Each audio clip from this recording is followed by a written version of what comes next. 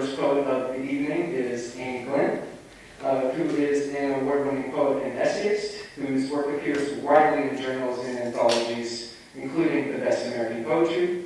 Her first poetry collection, A Modern Herbal, was published in 2013 by Measure Press. Her second, Romance Language, was forthcoming in 2020.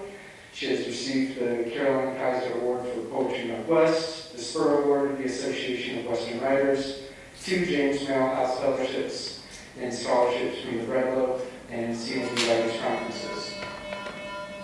Apologies if that goes off while you're reading, by the way. She currently serves as the poet laureate for the cities of Laureate and Laureate. And everybody, please give a warm welcome to Amy.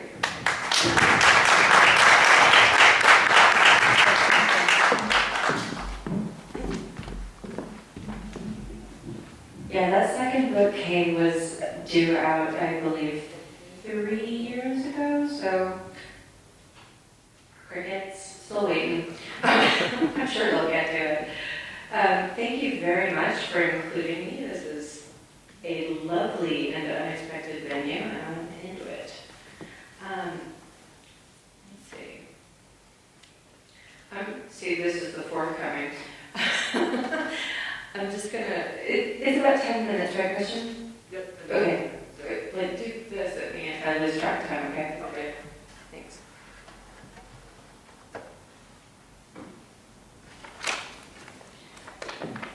All right, so one of the things that I really theoretically can't stand is persona poems, so I decided I had to write one. It's usually how I confront my problems, and this is, if you know your Homer, you will know whose persona this is, but it is called Field Guide to the Birds of Ogygia. Everything here is rhetorical. Even the sky, which at dusk cannot help but compare itself to a fire opal, a field of gaudy flame that spreads to the breakers in a fit of chiasmus. I've been left to my own devices for ages.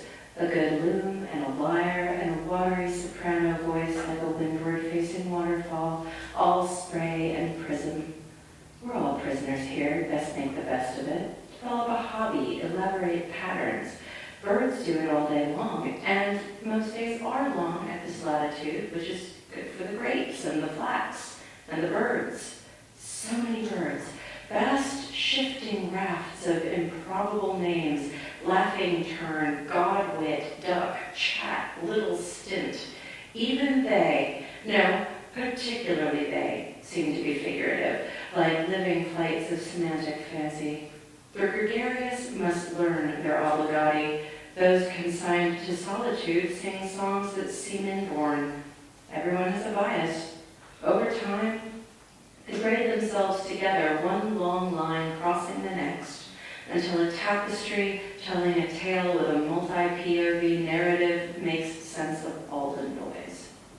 The icterids who cling sidewise to the reeds with their small, sharp feet have a native tongue, half flute, half jigsaw, eerie tremolando trills born in the syrinx that then travel to the mind. Their culture is mainly preoccupied with itself.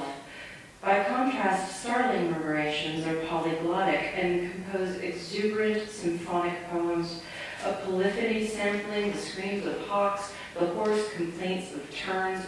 Even the frogs inspire them, and the creaking of the cedars in high winds. There's a blue rock thrush who visits now and then, flaunting a plumage that takes cues from the sea itself. Its color is structural, like the sea as well, wave interference. I have noticed that the most amazing songs are often made by those who live alone. It makes sense. Honestly, sometimes I think the gods send misery because they want to hear more songs. I will be writing them for you forever, by the way, after the end of your little stint, your temporary stay. This island is a stopping place for many, a home for relatively few, and yet beautiful is still a mandate here, and it takes all-day precision and a kind of ruthless competence I guess I have. It is exhausting. But there's such a thing as fruitless work we do because we are ordained to it. So here I am, domestic goddess, ace birder, nectar sommelier, certified naturalist, and by the way, no slouch in the bedroom. And for what, I wonder? Nonetheless, one works with what one has. Training vines in a basket shape that's borrowed from weaver birds and spinning spider silk into fabric for a dress dyed with the shells of spiny whelks to match the lingering, whiny finale of the sunset. I'll wear it for you, though I know you won't come back, despite which I expect I will, in a certain rose gold light, still scan the east forever, just in case. The skies will fill with clouds of rasping gulls and sociable lapwings. Hey, I did what I could. I made you safe, never forced you to talk, your bed was kept warm, and the wine had a pleasing, calcareous backbone. Think of that when you're lashed to the mast and the shanties commence.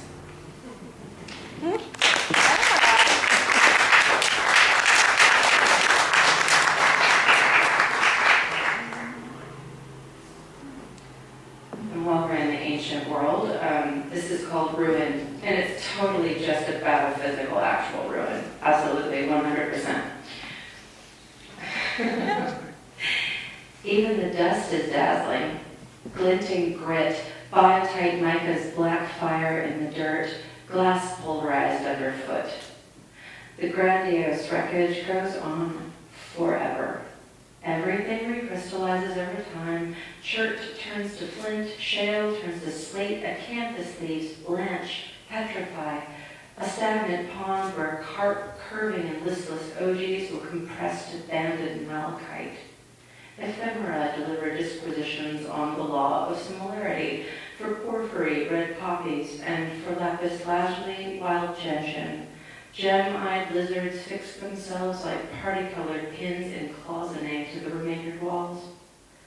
In all of this great dissertation, it's the shift in form that gives things value.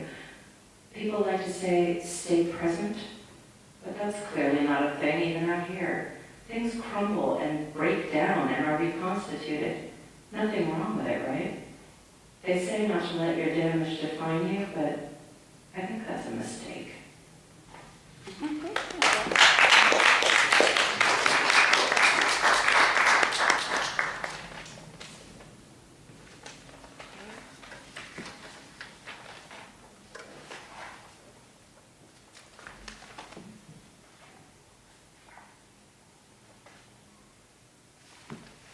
This is from my little De Materia Medica, and it's one of the ones I don't usually read, so I'm just pulling it out for ha-has.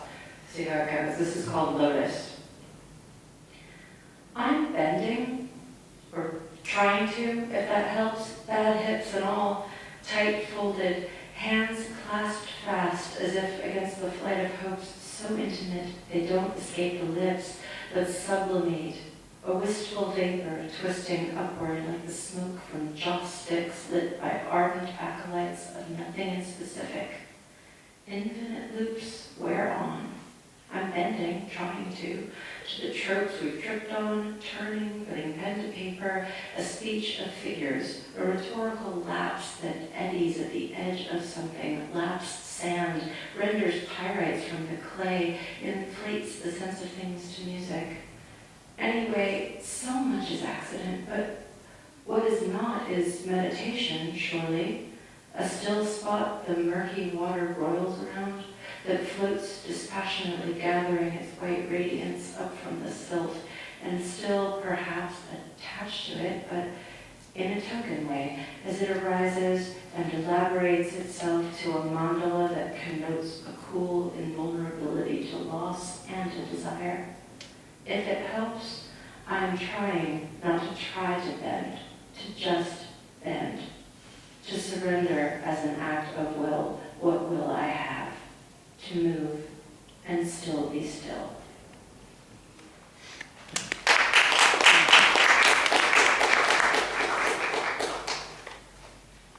All right, I got two more of these I'm going to lay on you, and then I'm going to turn over this incredibly sensitive microphone. Okay. Is it really is it booming? Okay.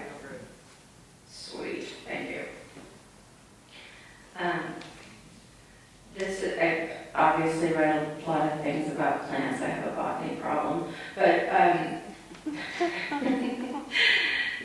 this is a little love letter to hollyhocks, which I kind of have a fascination with, and got to see them in every color imaginable when I was on a trip to France a couple of years ago, and I just was like, guys, what are you doing? What's wrong? What happened to you? It's like so raggedy and yet so out there. It's just, I don't know, they kind of make me happy. So this is called Entre deux Mers, June. Every rangy sidewalk crack hollyhock in Bordeaux says the same damned thing. Depend on nothing. Nothing to shore you up, nothing to nourish or validate, nothing. They rise up against half the doorways in town, coming out of nowhere, staying local, dressed up anyway, posing before the stone walls like florid hookers, 6 feet tall or more, veins displayed, stems clad in starry hairs, flexed petals powdered with pollen as if to make a point of how privation shouldn't stop you. They say to stand your ground and take it. Take neglect and turn it to your advantage. Build a little empire of your own with it. Turn it to pith and pigment, frill and flashy colors that look ridiculously expensive. Topaz and jet, cochineal, Tyrian purple. Turn it to wantonly arrogant dry fruits not in the business of attracting anything, because screw that. Take nothing, owe nothing, come out on top, present your proof of concept ahead of schedule and under budget, live on your own terms like that, and there's nothing anyone can do, though they will want to. Because once you need nothing, you will scare people, you will make them want to cut you, but here's the thing.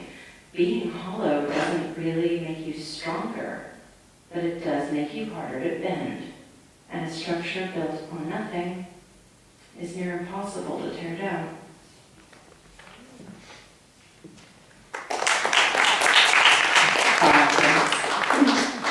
All right, one last one. I read this one a lot, and a couple of you guys have definitely heard it, but raise your hand if you have not been to that weird glass beach in Fort Bragg. Okay. I mean, it's crazy. It's like 2 feet deep of sea glass. It's really funny because, and I also tell this in a gloss frequently, but I was there one day with my kids, and I could overhear 2 young women, one of them clearly a local, one of them clearly a visitor, and the local girls complaining to the visiting friends, and it's terrible because people take the glass, and soon there'll be none left. And I just thought, yeah, that's called a beach cleanup.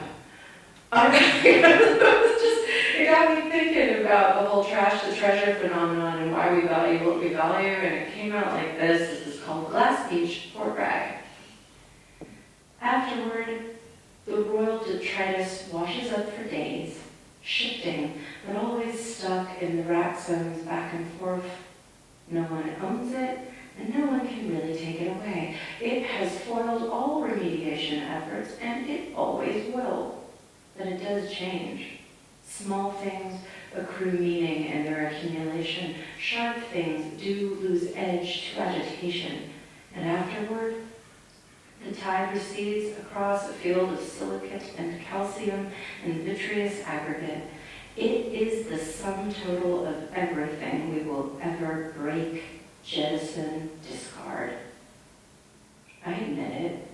I still fail at being happy enough, though I know what the litter becomes when the tide's been at it.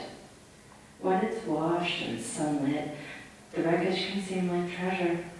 Thrust a hand in, pull it back bleeding, fistful of sea glass and something sharp you weren't expecting. I don't want to sift through all that anymore. It's all just words. And after words, empty shells even the birds know better than to linger over. They were liars. Whoever said a long memory was a gift. Thank you.